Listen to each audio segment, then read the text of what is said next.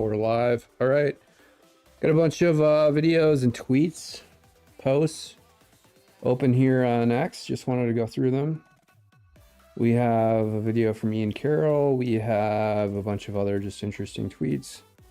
Additionally, of course, we had the Vladimir Putin, Tucker Carlson interview that was, if you're not a fan of Russian history and Eastern European history, was kind of boring. I watched the entire interview at least once when it went live.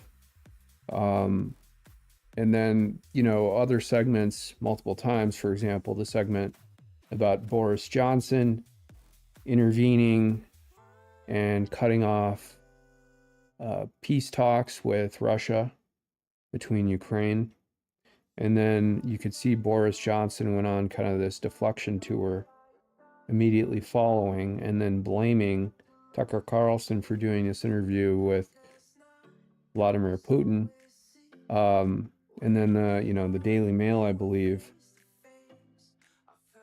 generated just a bunch of propaganda to support Boris Johnson. So that was kind of the main takeaway, I think, from the entire interview. And I think that maybe perhaps that little tidbit of knowledge wasn't publicly available. Maybe it was, but it wasn't distributed very widely. So I think that's very important because,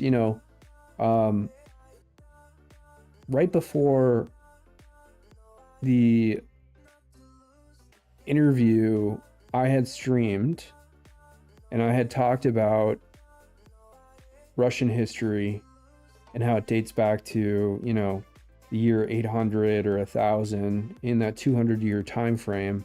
And Rurik came from Stockholm. He was a Viking. And you could see Putin basically echoed or mirrored those words by saying that, Rurik was a Varangian prince. So Varangian is Russian word for Viking. And he came over and he provided the capabilities to conduct law enforcement between some of the tribes that existed over there that were engaged in a civil war with one another. Slavic tribes, and there were a few other tribes, but they're mostly Slavic.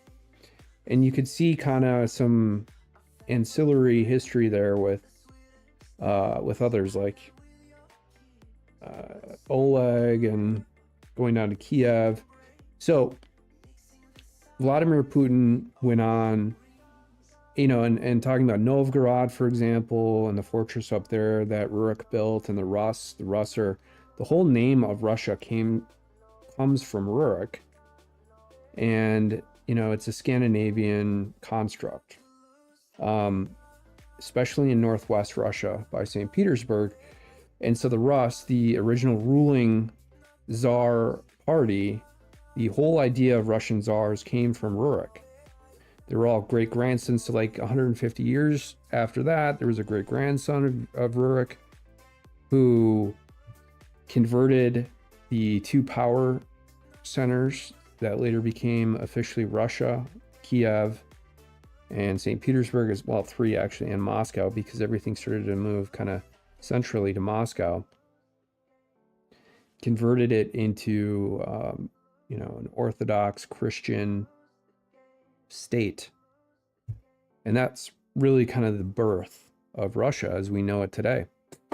So I think, Vladimir Putin kind of talked about that, but that's not really interesting for an interview, especially for Americans. It's like, there's so much anti-Russian propaganda in the US, and most people don't understand history at all, let alone Eastern European history.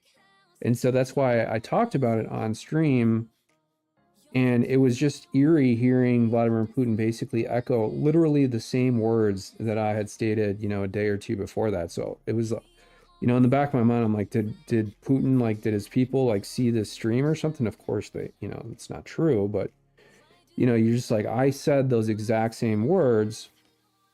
And again, this is all, you know, I talk about this a little bit, you know, my mother's Swedish. So this is all known in, you know, Swedes know this, okay? It's just part of our history. And, you know, the Vikings literally have never lost any war. They've lost a few battles here and there, but they've generally won most battles, and they have never lost a war. Give me a war that the Vikings have lost. You can't.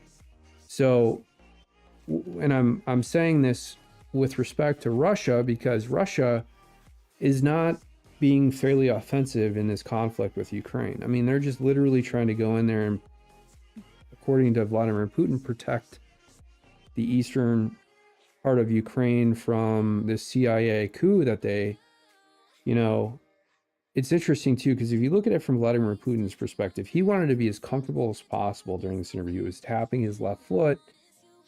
You know, he was leaning back in his chair, just like I am now, and he wanted to make this into more of like a 2.5, 3 hour ordeal. And I think Tucker was trying to like extract and pull things out.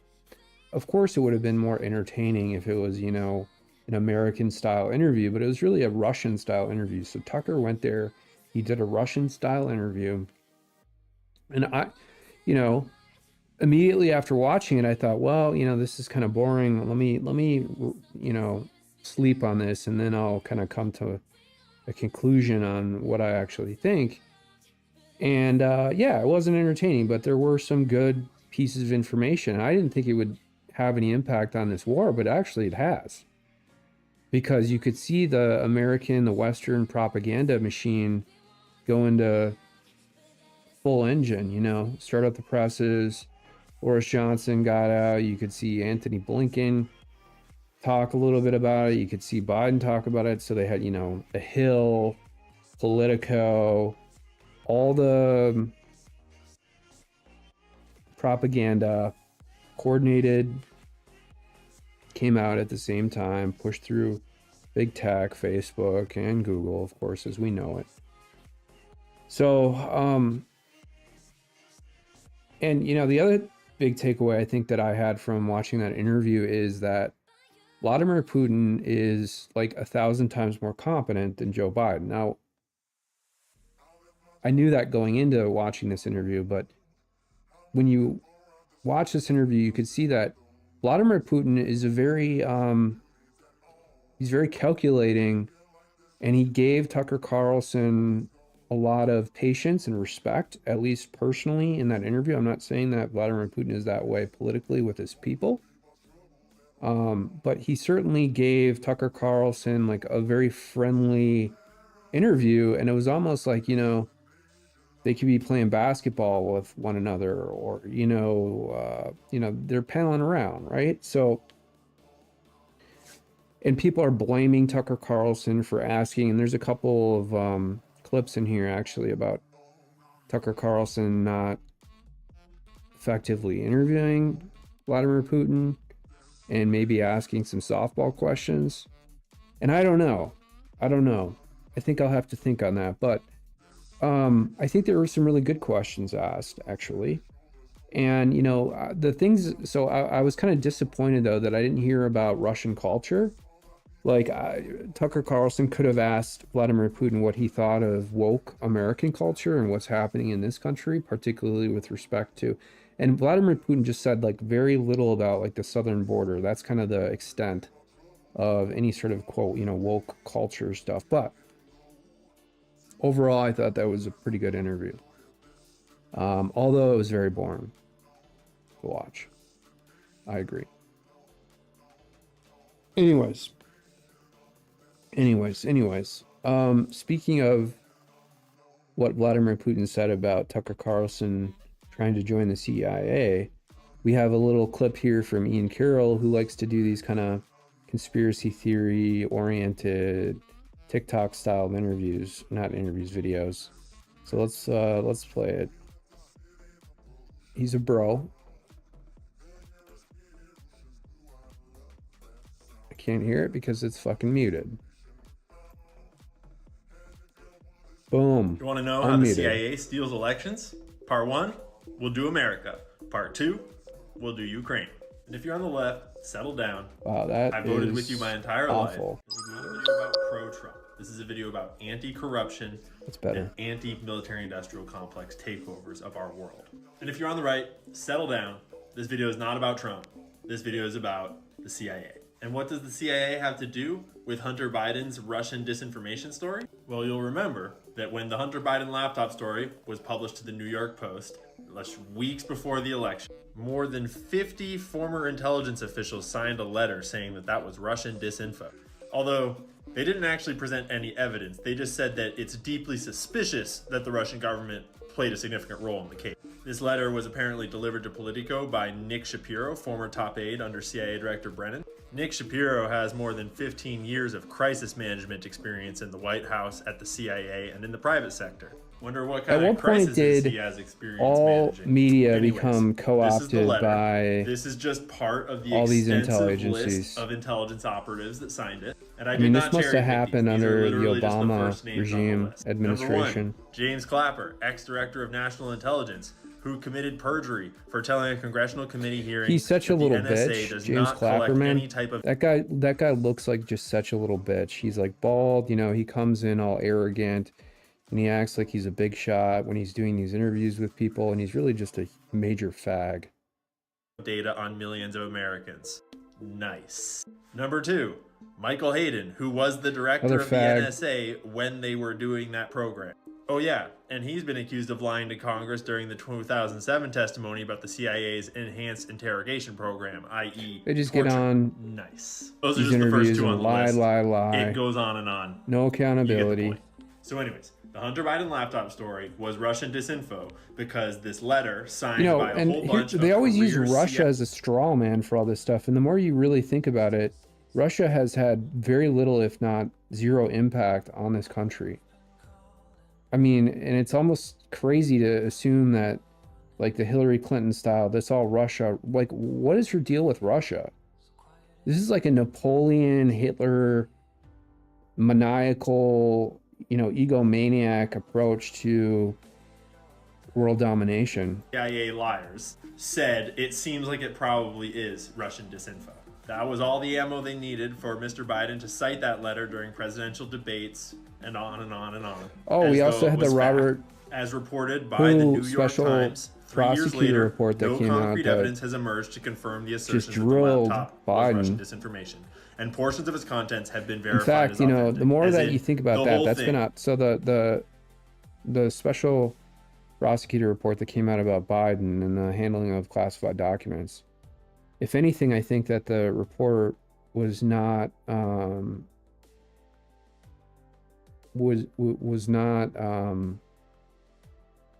you know, as accurate, I think, as it could have been about Biden's mental state.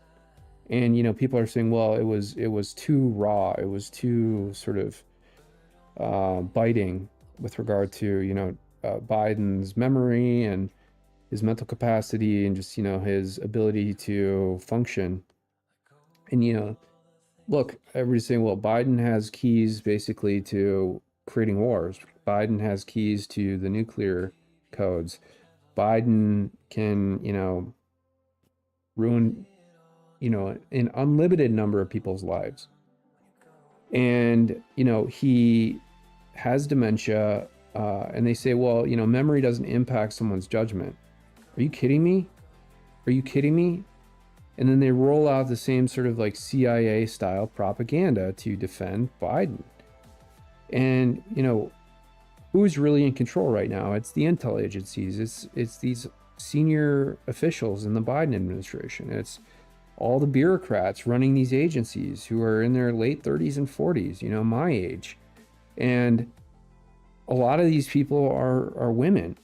And if there's woke women who are in their late 30s and 40s running these agencies from a technical standpoint, doing all the dirty work, that's one of the reasons that our country is in such a mess right now. And I think we have a tweet in here from Colonel McGregor, talking about, we're literally 1 second from midnight right now. The weakness that now has been signaled to all these other leaders around the world to start wars, conflicts, do whatever they want right now in the next 8 to 10 months before Trump takes office. Well, Trump takes office in January next year, but the election in November.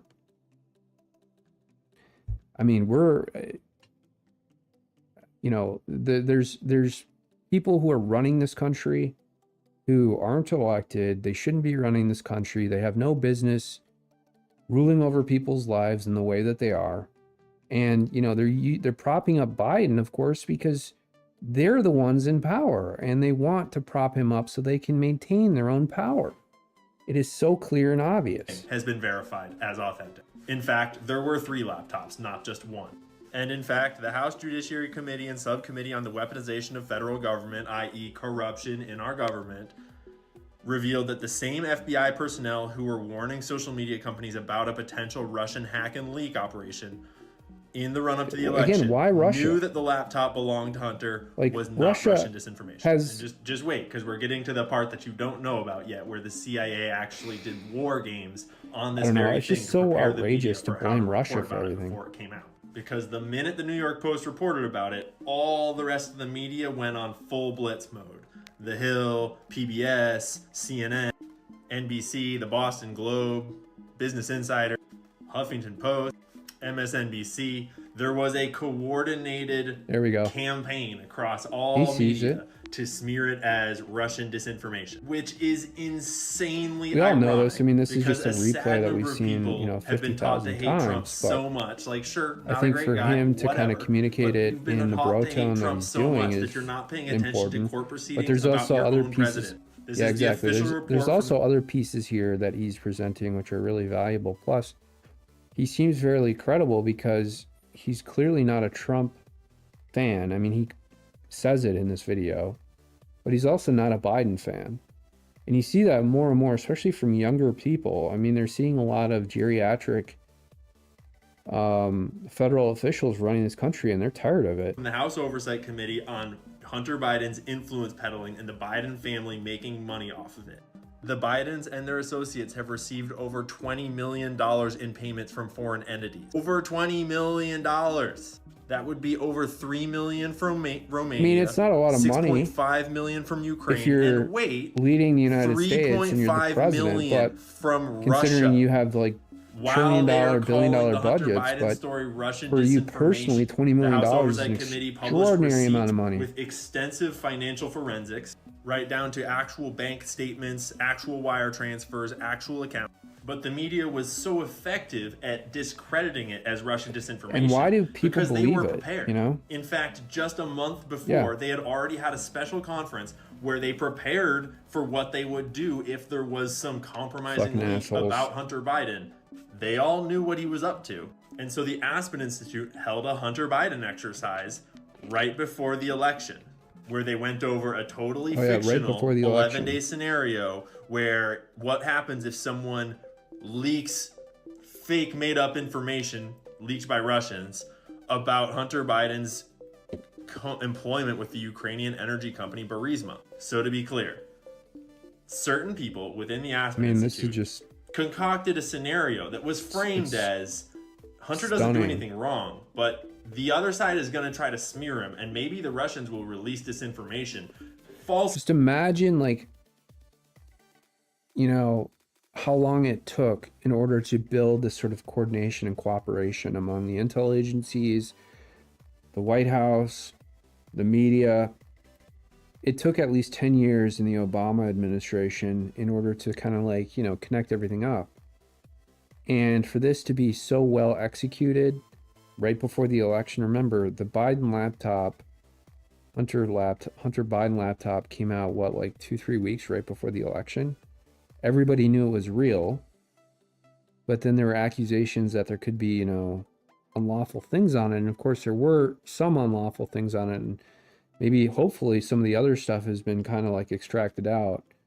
But for them to be able to come in with such coordination and execute it to the extent that they did shows that there was an extreme sort of like lubrication of all these valves, probably performed in some way by Obama or senior Obama officials, maybe David Axelrod with Rahm Emanuel and a bunch of other people who were able, and you know, we now have the media who, it's always been fairly liberal, but it's never been coordinated in such a way that there's literally no truth coming out. I mean, you're just now, what, 2-3 years later, seeing CNN admit that Biden has mental issues. First time. But it's been clear way before Biden even announced that he was going to run for president in 2020. Falsely claiming that there's sketchy things going on with Hunter's finances. And so as news organizations, you should all be ready for Russian disinformation when it happens, Fucking because assholes. it would be really bad for our election if Russia were to do that. So they got everyone together, and this is the actual page 1 of the document of their scenarios that they went over, and all the different news agencies went over how they would respond. We're talking like MSNBC, CNN, Twitter, everyone was there. They literally war-gamed out how to deal with this leak before it happened, because someone at the Aspen Institute suggested that maybe it would happen, and if it did, that would be Russian disinformation. So when it did, all the news agencies already were primed to believe that it was Russian disinformation. And so when a whole bunch of CIA operatives published this letter that claimed it was probably Russian disinformation, all these news agencies were already ready to accept that that was the Every truth. single one because of those this institute called the Aspen Institute, that's funded by all the gigantic billionaire philanthropy foundation, need to be and banned has literally from been asking the lobbying, CIA from the government, to be its buddy all their since the security very clearances first year it was pulled. founded, and to this day invites the director of the CIA every single year to give talks. That institute primed them to believe that it would be Russian disinformation. But it was very real, and you can go and look at it all for yourself if you want. I obviously can't show the pictures because this video is going to be on platforms like Instagram and TikTok. If you just go to bidenlaptopmedia.com, it's all there. And it is censored. It's got coloring out of anything censored, but you can clearly see what's going on. For Twitter, I'm going to briefly go over some of it now, and that part will be cut for the other platforms. Because the most fucked up thing of all is that when you look through the photos on Hunter Biden's laptop, the person that is in it the most is actually his child niece. And it's really dark. Like, I'm going to skip through that, but yeah, it's terrible. Quickly remember what's going on here. We have a president who was elected under circumstances that involved the CIA doing things. Right. And then during his presidency, we have 2 wars going on. In part 2, we'll go over how the CIA probably didn't have anything to do with starting the Ukraine war. And the other war is wildly unpopular because we are literally... I mean, it's so obvious, and it's so crazy that people are so fucking stupid that they would vote for Biden knowing that he's going to bring these wars in. Everything he said during the campaign, you know, that Trump was going to, you know, create all these wars and all this stuff, and it was nonsense. I mean, Trump has absolutely no track record of starting any wars. And Trump really campaigned on the no war agenda, especially when he attacked Hillary Clinton during those debates. You know, and saying that we're going to have World War III if Hillary Clinton is elected, and we would have. And now we're almost at World War III because fucking Biden got elected. And, you know, everything that Biden, you know, during the campaign in 2020 said should have been seen as the opposite. So if he said, you know, I'm not going to start any wars, that means there's going to be a ton of wars. If he said, you know, the economy is going to be, you know, we're not doing enough for low-income people, that means that low-income people are going to get totally destroyed in the Biden economy. And look at what is happening. Inflation is really at record all-time highs. I don't see it coming down here. And I live in the upper Midwest, where we are really close to agriculture, food prices, beef prices, dairy. And, you know, you go and you get fast food and the price is 33% more every single year. In fact, in the last 3 years, I think prices have gone up. I mean, they're saying like 300%. I'm not even joking. Funding a foreign country bombing civilians and children. And I know that most of you on the left are opposed to the war in Israel, and you can probably use your brain to kind of make the connections between the CIA and Mossad and the aligned interests in those deep government groups. So you have a president that was elected with help from the CIA, who now has two wars going on that the CIA is really big on, along with Lord knows what else in the shadows. I might mention that all these CIA Generation names that signed Z, that letter, they have one why thing they in wear common. that hat like that? Like, I know I wear this hat, but like they wear that like barrel hat. I don't understand it. You have never voted for any of these people, and yet they have worked in government. It's almost like an NPC hat for years, decades, some of them. When conspiracy theorists talk about the deep state, that's what they're talking about. They're talking about intelligence agencies aligned with military-industrial complex interests, aligned with media organizations that we know the CIA has been influencing, buying off. It is, and yeah. I think like identifying an accurate definition of what the the quote deep state is, because it's so abstract. It's like Alex Jones saying the globalists, and then people refer to people like Bill Gates, Klaus Schwab, and others. But the deep state is a growing phenomenon, especially in the federal government. It's not just those groups that Ian Carroll just recognized here. It's also a bunch of others. I mean, basically, all the military officers in every single branch now could be construed as being part of the deep state. And well, that may not be true entirely, obviously. There are a lot of female officers, particularly in, the Navy and the Air Force, who are woke and they have an agenda. A lot of the bureaucrats, high-level bureaucrats running these agencies like the FTC, I mean, they're part of the deep state. They're woke. I mean, they're not doing it. A lot of the DOJ now is woke and part of the deep state, which Ian Carroll did not talk about here. Like the Department of Justice isn't enforcing any kind of sense of fairness or justice in a lot of these states. I mean, we still have a rampant two-tier justice system that allows for especially people associated with or involved in the quote deep state to get away with any sort of crime that they want repeatedly. And then, if you have a hangnail, you're going to get prosecuted because you didn't take care of your own hangnail. That's the level of absurdity we have with this two-tier justice system. And we just saw that on display with the special prosecutor report that came out with Robert Hur, talking about Biden not being able to remember anything. So he's therefore immune from charges.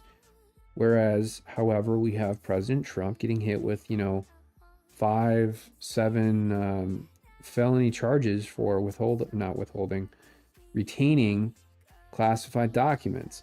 Now, everybody says, well, why didn't President Trump just return the documents? Could have done that. Yes, maybe that would have been the smarter move. Mar-a-Lago wouldn't have got raided. However, I think Mar-a-Lago getting raided and keeping those documents, if you were in President Trump's shoes, was maybe a turning point in how people viewed President Trump and this whole criminal justice system. I know, for example, for one, Tucker Carlson came to Trump's defense at that point when Mar-a-Lago was raided. So maybe it was a brilliant decision. I don't know. For decades, all just pushing little bits of influence here and little bits of reporting there, and covering things up there. All the benefits go to them. None of the benefits go to you. To slowly push an agenda that is a little bit more enriching for them and a little bit more destructive for the whole rest of the world. A little bit more destructive all for y'all all that of voted us. For Biden last time, I don't think it's a little bit. I think it's a do lot some of soul it. Searching and think about who the hell are you gonna vote for this time? Because burying your head. Well, so this is part of the problem. That's why I have a lot of respect for people like Dean Phillips who are challenging Joe Biden. While I'm not a fan of Dean Phillips politically, for the most part, there's no one challenging Biden. And this is the problem with our dual political system. We have very few choices. And if you're a Democrat, if you're liberal, if you're going to vote for someone maybe in that Rena, you're going to vote for fucking Biden? Doesn't make any fucking sense. All right, let's move on from that. This is Illuminati bot. I keep trying to explain to everybody that the psychopaths running this country would rather destroy the world than lose their control of it.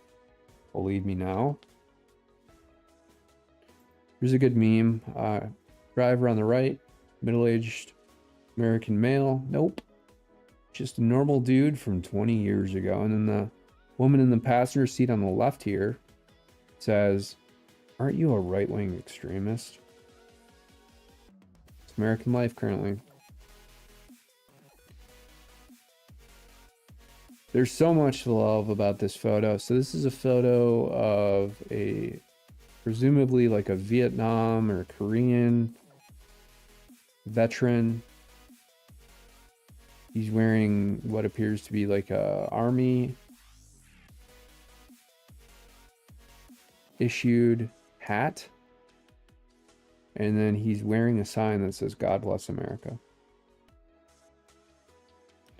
I love this. Love it.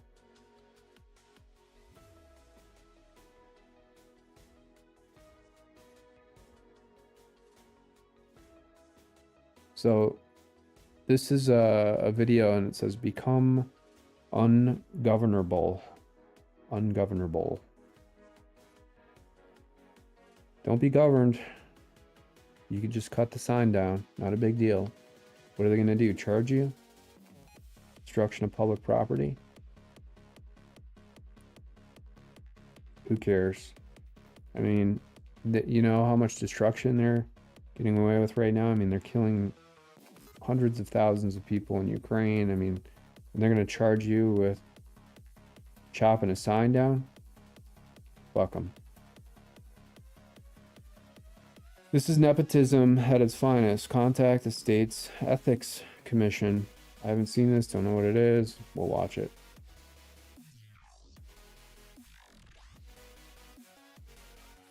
The Massachusetts governor has nominated her former lesbian girlfriend to the state Supreme Court. Oh, really? I didn't know that. Interesting. Was there no one else more qualified? She's definitely a butch. She's diking it up. No. Maura Healey and Gabriella R. Maura Healey and Gabrielle Houlihan. Porogian spent more than 8 years together 8 and years even together. shared a home. I had a personal relationship with Judge Wolahojan for many years, so I happen to also know something about her character and integrity and the kind of person she is. The state Republicans called on Healey to withdraw. Sounds like a political appointment where the girlfriend can now go after political opponents. For the highly inappropriate nomination, the governor, however, defended her choice. I don't want the fact that she had a personal I bet you at some point they say, well, they're anti-LGBTQ or something if there's any major criticism. relationship with me to deprive the I'll throw out Commonwealth the victim card of somewhere a here. person who's most qualified for the position. Massachusetts Happy Saturday, Patriots. Who else will not be watching this stupid bowl tomorrow? Charlie Brown, meme. Of course, as we know, Charles Schulz from Minneapolis, specifically St. Louis Park, Golden Valley. At a house kind of near where the Blake School is. It's a private school. It's kind of a prep school in Minnesota. One America, one anthem. His drawing desk is kind of still, if you drive by the house, if I remember correctly, and I could be wrong, but it's kind of right on the road. There's like Theaterworth Park there, but I think it's right on the road that kind of goes out of this major park. And I feel like you can just look into one of those windows and see the drawing desk. So I've driven by that location probably thousands of times. So I always thought about that when I was driving by it. But anyways, one America, one anthem. There's going to be a lot of propaganda in the Super Bowl. That's for sure tomorrow. I'm not watching it. Grant Cardone, biggest threats in America. #1, obesity. Yep, especially with women. I've seen more fat and ugly women over the past 10 years than anything else. I mean, they just get fatter and fatter and fatter. I realize I'm like 15 pounds overweight myself, so I shouldn't be judging other people. But I'm telling you, the women in the United States are getting uglier and uglier. And, you know, Swedish women are hot. I'm Swedish. Like a lot of the American women, unless they're young and they're like, you know, they haven't been obese. That's even a word. It's not. But, you know, if they haven't become obese, I don't know. I don't even want to talk about it. There's a good clip, though, from Alex Jones. And he goes, it's a clip of an old guy going into a city council meeting. I should put it up. And he's like, all you women are fat. I love it. You know, it's these women who kind of just become tyrannical, especially these fat women who can't get any attention. Anyways, I'll stop. Over medicated? Maybe. I don't know. I don't know if that's hyped up. I don't know. Entitlement attitude? Maybe. Or I think I would put #1 here, and I'd maybe put something else #2, maybe obesity. Corrupt government agency should be #1. Oh, this person says, yeah, corrupt government. All right, so we got your boy Donald J. Trump showing up to Mar-a-Lago with Melania. Here we go.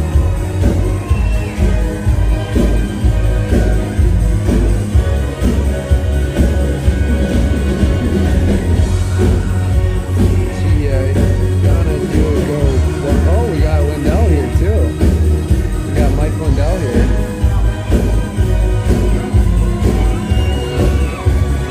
I love how they put YMCA in the background. It's hilarious.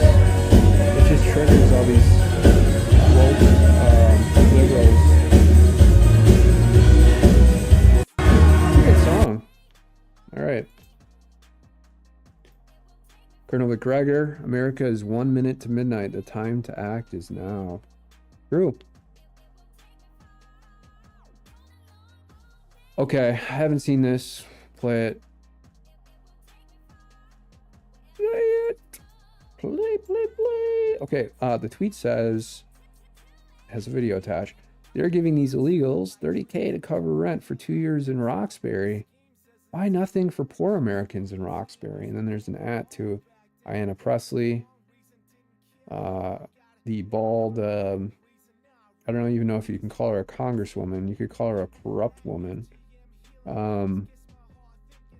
who is getting a bunch of dark money, campaign donations. But anyways, yeah, and Donnie Palmer for Congress. Who I don't know anything about Donnie, but he's opposing Ayanna. It's good news. Working with professional medical interpreters. Okay. Since they were invented, I still train them. Okay. And I work for Thank you. I work for an organization that exclusively takes low income. I will definitely. And I 30K to cover rent. leverage point to get them accepted into the classes. So, you know, these guys, I don't know. Can come in here? I'm not fully understanding who is situated who or what the positions are for each of these people, but if he's advocating for illegals to come in, which he may be here, from the little bit of information I have from this video, I mean, they're getting paid to do this. You know, this is all just a huge money laundering scheme. All these guys or gals coming up trying to say that they're helping these illegals, it's clear that they're getting paid somehow for doing this, and it's a gratuitous payment. It's not something that's just like, you know, a couple, you know, $30. It's probably a couple $100 every time he goes and does something like this. This is a migrant shelter. I know, but can a vet come in here? Because can a vet use this place also? I'm like, your face is not on this. Your face ain't on this. Me personally, bro, I'm I know. Yeah, he's just like, dude, I'm just trying to collect, my hourly pay here. Oh, how you doing? She said, "Can I have a card? My name is Donnie DPS. Palmer. I'm running from the United States Congress. So she's I there to want to know, make could sure a they vet don't come get in here deported or and use this something. place also? Not at this time. Nah? No. Why at not? This time. At what time will they Can I be? ask you to step out, please? For a moment? No, I want to talk right Oh, here. yeah. No, Oh, I'm yeah. sorry. Unfortunately, you can't. I can. No, you cannot. I can. Sorry. I just I wanna know know. you're recording. You're right. It's all these fucking NGOs who think that they run the joint. Unbelievable. These are public facilities that are paid for by state and federal tax dollars. And you can't even use them. And then you got some crazy NGO type in a suit telling you to get out of a facility that you technically paid for through your own tax dollars. Meanwhile, he's getting paid thousands of dollars by abusing these illegal immigrants who are coming in. It is just wild. I'm just It's trying okay. to be kind. It's okay. I'll and come out. plus- Listen, and- why can the vet come up? Why can the vet? This is public. It's closed, and that's all I'm going to public, tell So you. why wouldn't you let a vet come in here? That's my question. Sir, if he needed a sir, place? this area has been closed. Yo, my name is Donnie Palmer. I'm running from the United States Congress against Wonderful. Anna Presley. I'm very. Listen, brother, pleased. you should have some vets in here, at least 2 or 3 or 5. Well, so yeah, So, here's if the you'd thing. like- Like he's running an actual campaign here. This is like core political speech. He's allowed to be in there. Yeah, maybe he didn't alert them beforehand and say, hey, I want to come in and film, because he didn't want to like give them any advance notice. However, this is technically a violation of the First Amendment. He should, it's not like a changing room. There's just public space here. There could be people sleeping, but they're dressed. It's not like he's going and doing anything inappropriate. Like to make that point? Just go ahead and email.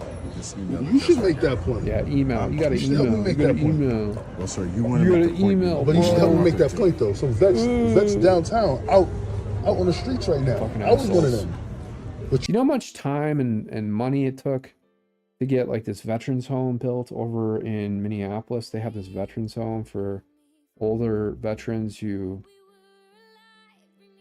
don't have money for housing and so forth. It took an enormous legislative effort. It took a bunch of lobbying to the federal government, to the VA, in order to get that thing built, because it was old. They had an old one there, and they had to like rebuild it. They had to like, I don't know if they tore the old one down or they just built a new one. It got built, but it took, I'm telling you, at least 7 to 10 years of like constant lobbying, and they were just, it went on and on. And here, the illegal immigrants can just take over clinics, schools, nursing homes, gyms, community centers, private homes. You guys open this place up for them. I'm from Roxbury. This place should be opened up for vets and Roxbury people, not illegals who just cross the border, Yeah, brother. he doesn't care. He's getting Have a paid. wonderful day, sir. Okay. Fucking asshole. And your name, though. Can I have And your then he's card? gonna cowardly Your name. sneak Why back do you into the need building. Your name, brother. Hey, your don't name, touch brother. me. Your name, Don't brother. touch What's me. your name? That's public, bro. No, who? What's I'm your not name? public. Yo, you Do work for not the touch police. He me. barely brushed him, right? He didn't even, it wasn't even intentional, right? All he did was just try to hold the door open so he could continue the conversation. And the guy is like basically trying to then now accuse him of assault in order to call the cops to get him arrested. It is just utterly absurd. What's your name, brother? What's your name, And he brother? wants his name. Like, what's his fucking name? Yes, he does. Yeah, we need to know your name. You're on public property and you're facilitating this. We need to know. I hope they got his name somehow. Yeah, where did the money come from? Man, that just drives me nuts. All right, here's another one.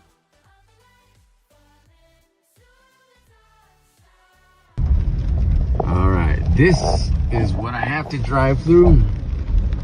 Every To time get I go to to the Fruitvale, fucking Home Depot. Fruitvale Look at Home this Depot shit. in Oakland, I gotta drive through all this. homeless And it's not camps, just these that you can see. filthy. These go like filthy, fucking filthy. 20 RVs deep, man. public sanitation. Just to get to this fucking Home Depot right here. No public sanitation. Oakland, California. whatsoever. They got those barriers set up. This is what I have to drive through to get I mean, this is to the just fucking Home Depot. Look at this shit. people I living gotta in drive through all this. And cars it's that not are in just accidents. these that you can see. These go like fucking 20 Why doesn't RVs deep, Oakland man. just clean all this stuff up? Just to get to this fucking Home Depot right here. Oakland, California. You got fences around Alright. McDonald's like it's a war zone. Okay, here's another one. Dang, I gotta close the browser next time before I, so I don't have to unmute all this bullshit. All right, here we go. Apparently Twitter won't classify these as chemtrails. They have to call them contrails. I don't know the technical difference between those two definitions, but they're contrails. The chemicals that are released there, yeah. You know, the fuel in those planes. The spraying has been increasing in 2024. According to community notes, this is just contrails. I'm not allowed to say what it is. Oh yeah, here's your boy Chris Wallace taking a shot at Tucker Carlson. Tuk as Jason Burmis would call him. Shout out to the Burmis Brigade. Tucker Carlson showed up in Moscow this week to interview Vladimir Putin. It turned out to be anything but an interview. I don't know. See, Putin Chris Wallace here is either brain dead or he's under a great deception. He's under a great delusion, as the Bible would say. Like, I don't know if there's some personal grievance or gripe with Tucker Carlson because they both worked at Fox News together and Chris Wallace got hammered for being a rhino or what, but it's just so crazy what he's saying. On for 2 hours and 7 minutes while Tucker sat there like an eager puppy. Occasionally, but rarely, he got in a question, like this one about the power of the deep state in Washington. It sounds like you're describing a system that's not run by the people who are elected in your telling. So, you know, That's right. Chris Wallace is like, you know, picking these little clips here, and he picked this one, for example. So what does this tell you? This means that it's true that we have, you know, a quote-unquote deep state or an underclass, an underbelly of the government that is actually running things. I think, you know, a more accurate description of the deep state would be like the ugly underbelly of the federal government. The underclass. But more telling than what Tucker asked is what he didn't ask. Nothing about why Putin invaded a sovereign country. Not like we need to say Nothing about targeting civilians. Nothing about Russian war crimes. A reporter can ask Putin a tough question if he wants a real interview. Why is it that so many of the people that oppose Vladimir Putin... I think the real question is, all that's true. However, why didn't Chris Wallace ask why the Ukrainians were targeting civilians in Donbass and Donetsk? End up dead or close to it. See, I mean, Putin But knows what's going to be asked apparently, here. that's He's just not like, why this Tucker asshole's went to asking me a Moscow. fucking stupid question. During the Cold War, gullible Westerners who spread Soviet propaganda All that's were true, though. dismissed as useful idiots. But calling Tucker that is unfair to useful idiots. No, he's made a cynical decision to chase MAGA's affection for dictators. I don't think that's What true. better Dictators, what are you talking about? way to cash in than Putin's Kremlin? I bet you this is written for Chris Wallace. The shame machine, the CNN shame machine. They want to shame anybody who goes to try and paint an accurate picture of this conflict between Ukraine and Russia. Oh, we need our own propaganda. We need to make sure that we have wars. We need to make sure that we can trigger Russia into starting wars. You know, I think Vladimir Putin just got fed up. He was just like, all right, you guys want a war? Let's go. Let's see. Okay, when conspiracy theorists hear people admitting facts they knew 2 years ago, there you go. Al Pacino. Julian Assange clip. Unmute. Got to get through the rest of these quick. At Belmarsh prison for the second time, Britain's Guantanamo. He spends 23 hours every day for 3.5 years in solitary confinement. This is an attempt not to break him, but to kill him. It's true, it is. And at least Julian Assange likely has books, material to read during that time, and maybe some outside phone calls. But I think the books are particularly important in solitary confinement, especially considering the fact that he's going to be there for 23 hours a day. Being in solitary confinement, even for 1 or 2 days, is very, very challenging. But there's also varying levels of solitary confinement, and Julian Assange isn't in like the level where he doesn't get any material. Like, you can escape a little bit if you do have magazines, books, and that sort of thing to read. And the real problem too, however, is that, for example, like some of the staff there, they won't even give you Bibles, or depending on whatever, you know, faith background you have, they won't give you any religious text. And that's, I think, like the most soul-shattering thing when they do that, because that's a hardcore prisoner's rights violation. They need to provide you with that. That's, you know, like, that's like the bedrock of their entire system. And when they do that to you, and you know that's like the one right you have to basically have a Torah, have a Bible, or if you're Muslim, to have a Quran, for some reason it's just like, it's slow murder of a man who's not been convicted, has not been charged of anything except journalism. I find it astonishing that there were people on the left who turned against Julian, newspapers like Guardian, who played a role in his incarceration and vilification. Julian is holding on. Right now. Julian is not well. Julian's soul has been diminished.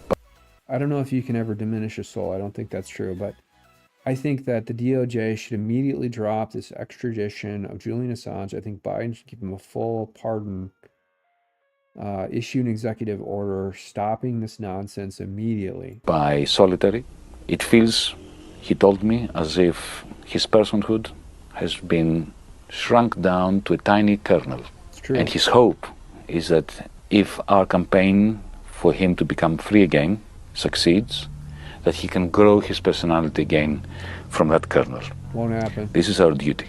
If you care for your right to know what your governments do behind your back. Okay, speaking of Tucker Carlson, I mean, what other journalists have you seen go and visit Julian Assange in prison? That's what, if you're Christian, that's what Jesus teaches us, is go and visit prisoners.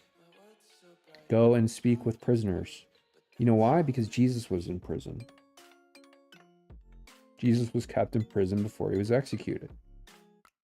And when you go to prison, you're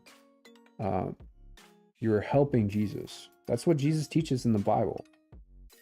And when you're helping and giving things that you can to people in those positions, the persecuted, and there are a lot of persecuted people, not people who just commit violent acts. You know, I mean, there are people who do that it's awful, you know. I mean, violence to me, again, I'm a pacifist. I've never, in my adult life, I mean, I don't recall ever really being in a fight, maybe defending myself, throwing my hands to protect my face or whatever. But I mean, yeah, violent acts are bad, but there's a lot of people in prison who don't really belong there, are being persecuted in one way or another. And that's exactly what, you know, pretty much all faiths teach us. Tucker Carlson went there. What other journalists have been there to document what's happening to Julian Assange. I'm sure there are others, particularly in the UK, but you don't see Chris Wallace going to interview Julian Assange. Why would he not do that? Well, A, because he'd have to get authorization from CNN, and CNN would never get it. So that means that Chris Wallace is a kind of a pussy when it comes to, hey, let's get rid of my, $10 million a year salary, whatever it is, and let's do some actual work.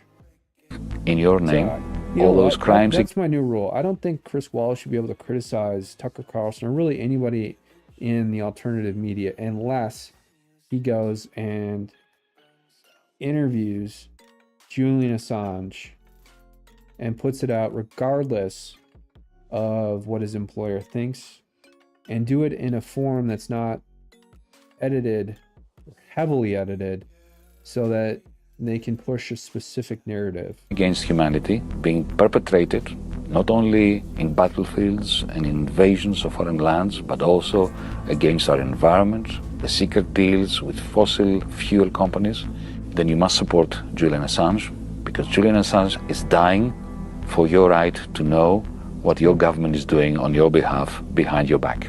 Absolutely. I mean, I've been through this. Not to the extent that Julian Assange is currently going through it, but I've been through it.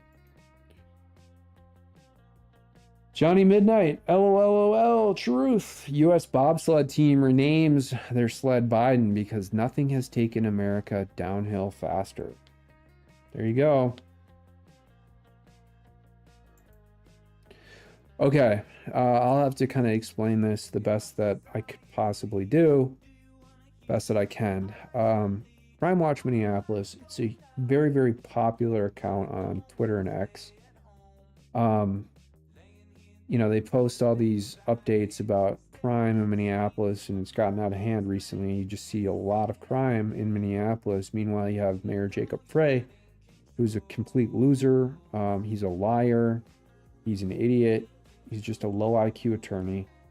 And he's talking about how people shouldn't be working remote jobs and making fun of people. He has ruined Minneapolis. He's not even from Minnesota. He's not even from Minneapolis. And he's from Philadelphia.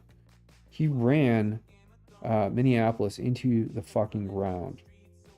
But that's totally beside the point. And this is coming, from my family.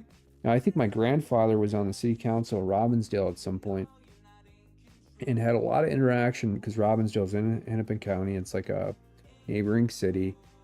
A lot of interaction with Minneapolis and the city council there, the aldermans. And Jacob Frey is a fucking fraud. So anyways, beside that point,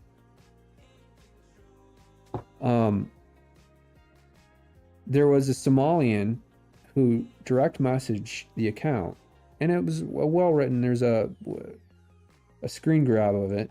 Very well written response. However, he said that the account should no longer talk about Somalians in any way that would invoke, quote, hate speech or something, or not use pirate descriptions to talk about Somalians. So now I would encourage everyone, just like Crime Watch Minneapolis is now doing, is they're attaching the new Minnesota state flag, which is the Somali pirate. With this actually matches the Somali flag. It's just different colors. Ilhan Omar was involved in designing the new Minnesota state flag, by the way. But they attached an accurate skull and sword pirate logo here.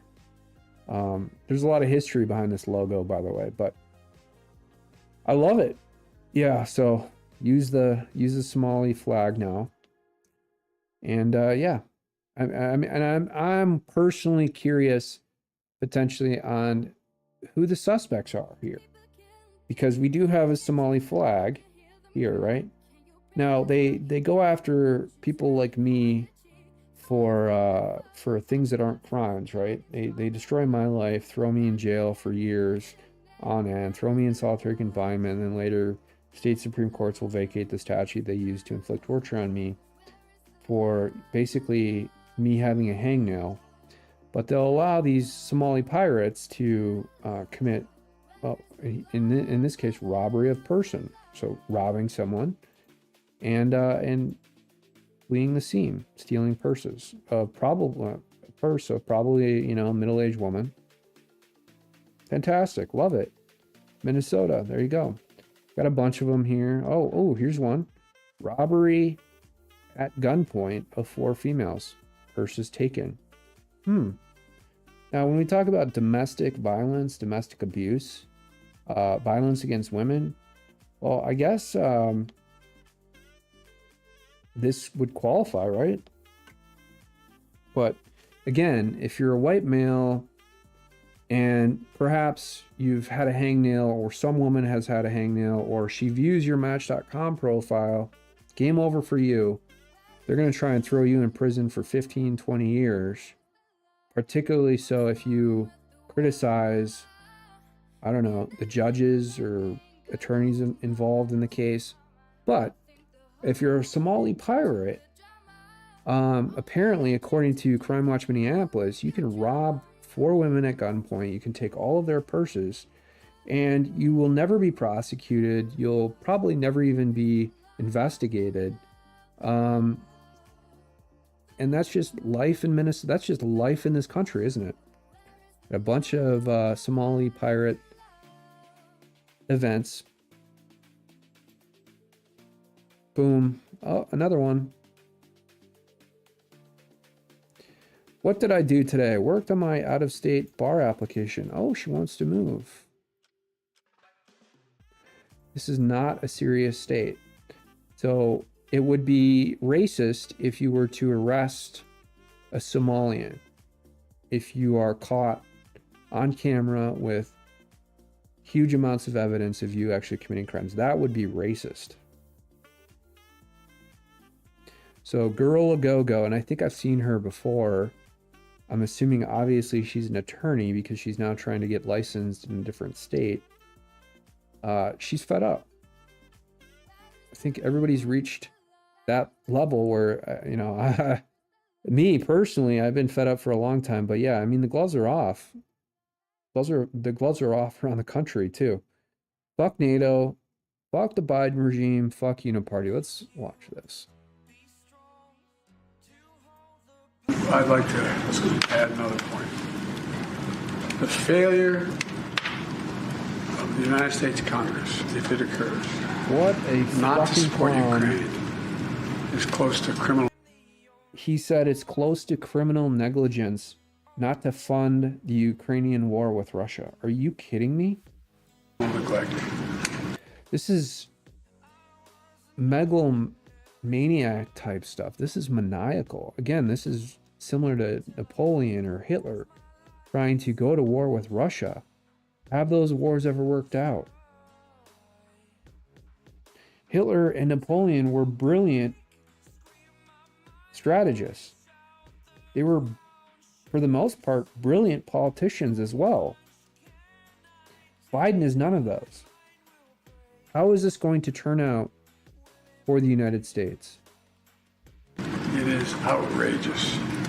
Kissinger was right when he said not since Napoleon has Europe not looked over his shoulder and worried about Russia until now. This is, I'm telling you, man,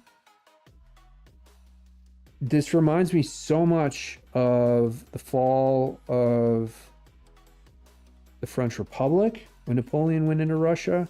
This reminds me so much, and it has very similar historical reflections of when Germany went into Russia in World War II.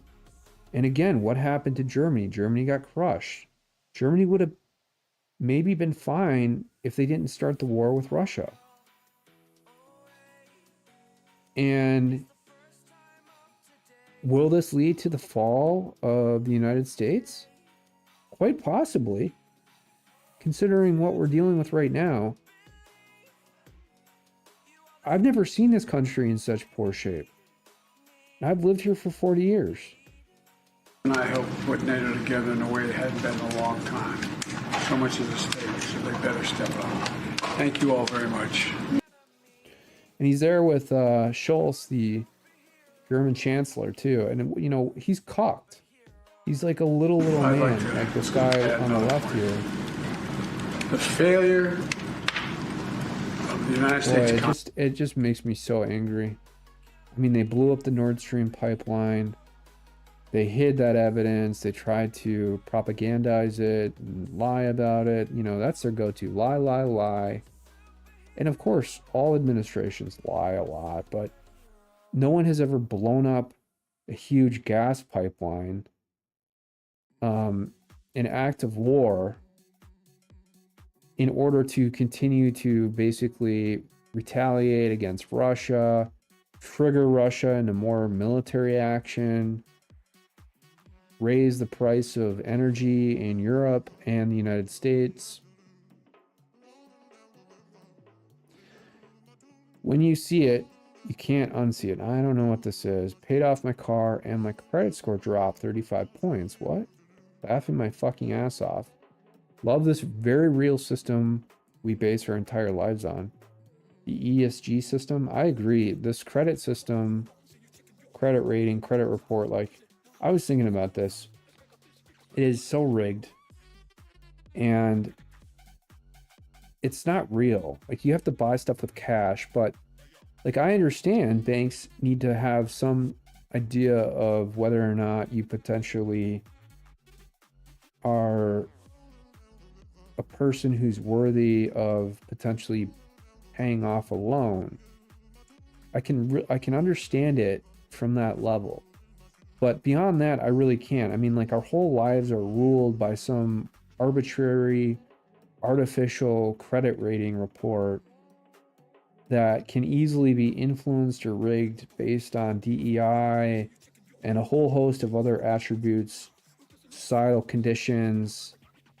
And what we see is, again, that some groups seemingly always get the benefits and then other groups don't. And what groups are we not seeing get any benefit whatsoever? Working class, quasi, white collar professionals who are black or white or minorities, but generally men, right? That's who always loses in these systems. And then who wins? Well, even though her credit score dropped 35 points, it's usually women like this. And again, I'm not trying to be anti-woman here or anything. It's also, not white women in general. It's just, or I guess maybe if you're an illegal immigrant, you get a default score of 800. Take out any loan you want. Meanwhile, if you're an American, if your family, your forefathers fought in combat for this country in various wars, built this country with their own hands, you don't get any of that benefit whatsoever. None. You're foreclosed from having any benefit whatsoever. All right, Shadow of Ezra. I'll start ranting. On June 4th, 1963, President John F. Kennedy issued Executive Order number 1110, directing the Treasury to produce $4 billion worth of $2 and $5 bills. The bills, supported by silver reserves stored in the Treasury's vaults, were issued without debt or interest. The signerage, or profit from coinage, went directly to the U.S. government rather than to the privately owned U.S. Federal Reserve Bank. The issuance of notes was part of Kennedy's broader strategy to diminish the influence of the U.S. Federal Reserve Bank. On November 22nd, 1963, President Kennedy was assassinated in Dallas, Texas. All right, so let me analyze this.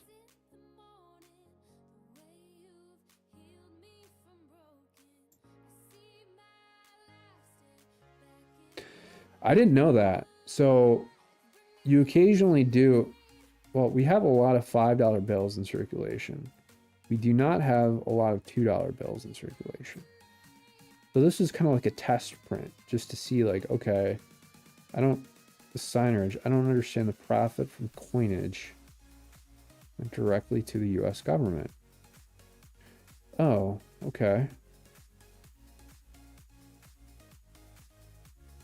Interest. So if any of these were part of a loan, I don't know, a loan, the interest went directly to the U.S. government rather than to private banks, because the Federal Reserve is basically owned by a bunch of big private banks, JP Morgan, Wells Fargo, U.S. Bank, yada, yada, yada, Bank of America. Okay. I don't understand how, I don't know if this is accurate though, because how could the Treasury Department, because they have, you know, serial numbers and all these bills, but how could they, especially in 1963, track how many $5 bills and how many $2 bills were part of any type of lending apparatus to promote commerce in this country? Because that's the only way that you could generate interest off the bills themselves. Anyways, it's a technical, complex financial calculation. But again, I don't know if this is true. It probably isn't actually, but it could be partially true. And even so, there's a lot of issues with it. However, I always go down rabbit holes and think too deeply about this stuff. But if this is true, assuming it is, assuming arguendo, the implication here is that because President Kennedy was defying the Federal Reserve, effectively defying a bunch of these big private banks, that they tried to, you know, unfortunately what happened, take him out.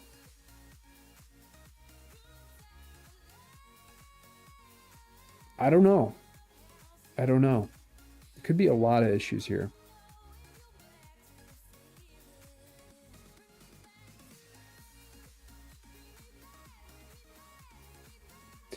But we do know, yes, that the CIA does know probably more than anyone else.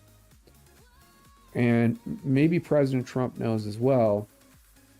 Maybe that's the one trump card, no pun intended, he holds against the intel agencies.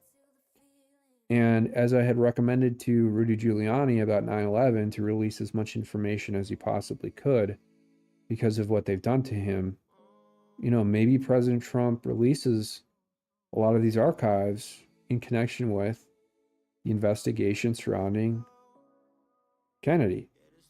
I think that would be a good idea, particularly kind of in the twilight hours of the next administration in 2028, 2027.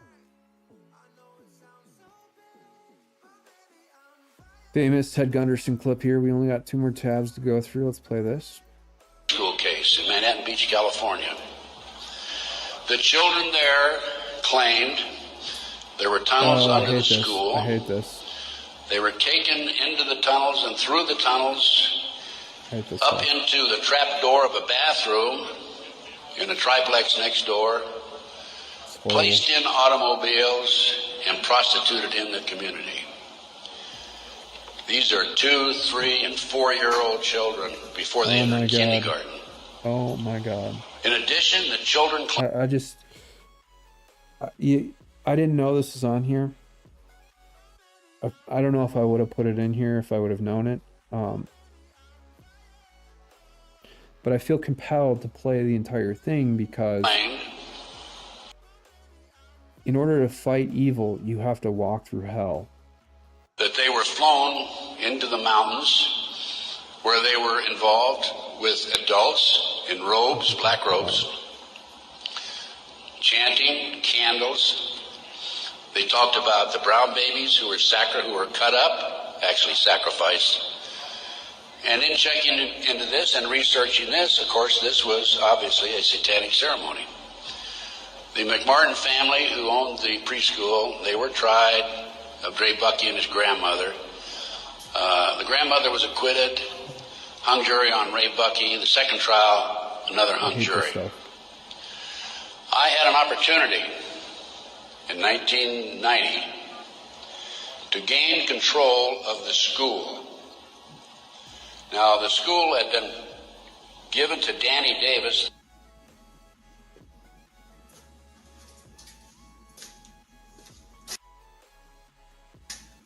Okay, so there's, let me watch again, some other stuff here. Okay. I think what happened here is that Ted Gunderson got thrown off because it would have led to a bunch of high-level government officials involved or implicated in this whole operation. And that's, I think, what is most troubling, or was most troubling for Ted Gunderson, is that he wasn't able to follow through, and that basically his overlords were part of it. So it was like, you know, and how sickening this whole thing is. Like, I don't even want to hear about it. This is something I usually just try not to think about. But again, you know, in order to fight evil, you have to walk through hell.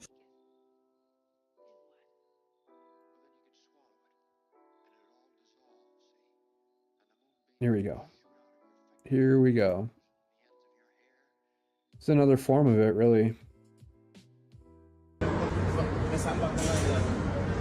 I'm not sure what airport this is. Let's see. Welcome to America, where we house illegal aliens in our airports. We are now a third world country. This could be any major airport in the country. O'Hare, JFK.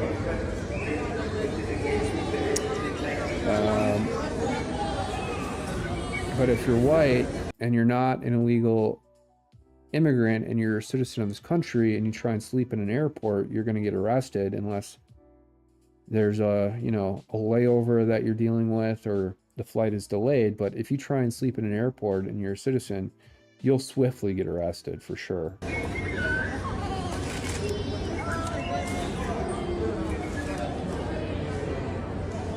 Just imagine like the trash, the sanitation issue here. Like, what about a family bringing their kids in for a trip, right? And you got little kids coming in, you know, and they're all bundled up, ready for the trip, and they have to deal with this, right? And how traumatizing that would be for them to see these illegal aliens being exploited and trafficked by the federal government, which really, I mean, I think that's probably a better description, is that they're being trafficked. They're not illegal aliens, they're trafficked.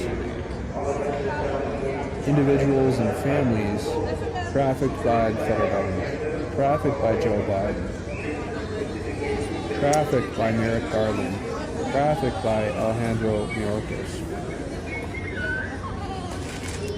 trafficked by the deep state.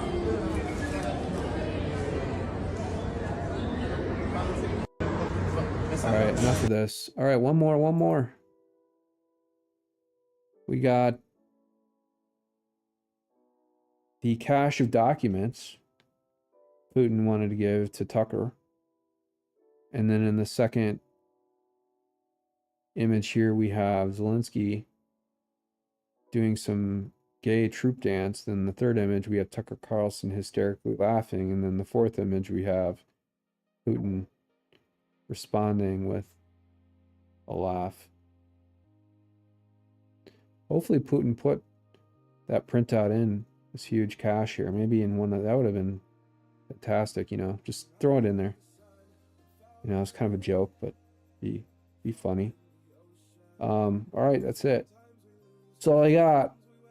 Players, that's all I got. We got your boy Tucker. Tuck, as Jason Burmis would say. Shout out to the Burmis Brigade. We got the Super Bowl tomorrow. Again, I'm not watching it. We got Taylor Swift propaganda during the Super Bowl. It's going to be the Taylor Swift Bowl. We got no one watching on Rumble. Well, we're screwed. All right, I'll see you players later. Shut this show down.